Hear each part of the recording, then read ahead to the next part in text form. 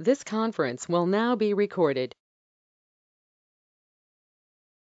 IST Health Tip of the Day. Hi, I'm Roberto Parker with Innovative Sports Training. Today I'm doing a little bit different. I'm going to use the PowerPoint. I haven't done this in quite a while. But today's topic is metabolic type and metabolic efficiency. What is the metabolism? Metabolism is a set of life-sustaining chemical reactions in organisms. Metabolisms are breaking down substances and tissues, which is called catabolic, or building tissues, which is called anabolic. So you're either tearing down or you're building up. Now, metabolism is extremely important in laying the foundational ground for a strong immune system, especially in what we're going through right now with the COVID-19, but really all the time. But in particular, when you're under stress and being threatened by some sort of pathogenic that's in the air. Metabolic efficiency. How efficient are you at breaking down and building up? That will determine good health, fitness, longevity, sports performance, whatever your goals are.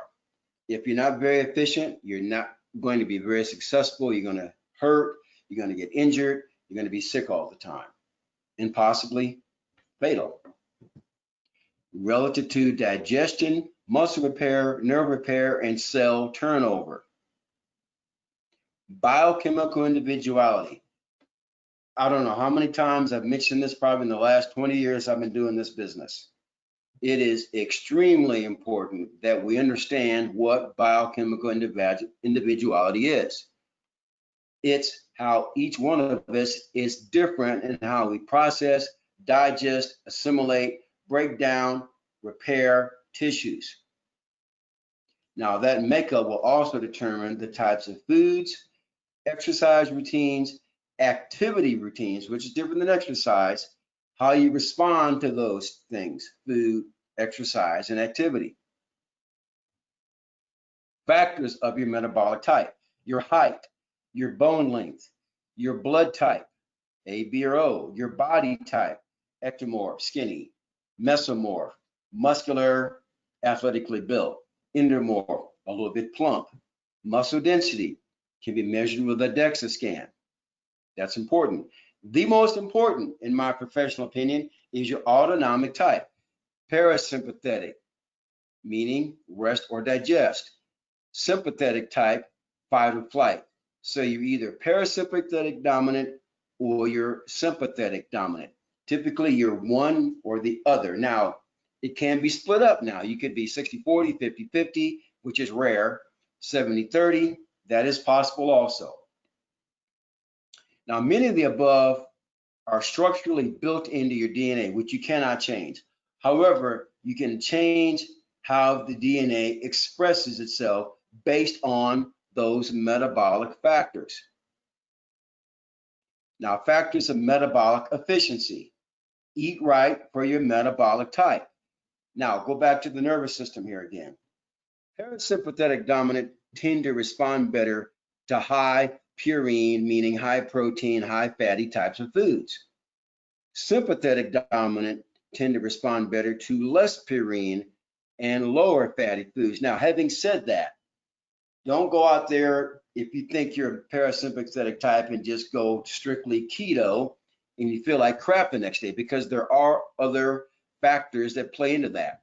But this is, typically speaking, the best way to determine it is for us to sit down and go over your lifestyle, which will be at the end of the presentation. I'll talk more about that in detail. But you can see the different types of food groups at the bottom here. This is more fruit and vegetables. This is more breads, carbohydrates. This is more fat and protein. Now, factors of metabolic efficiency: physical activity and exercise. How do you respond to weightlifting? Weightlifting plus cardio. Weightlifting plus high intensity interval training.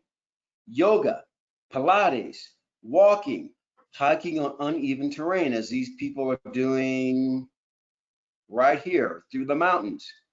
That's very uneven.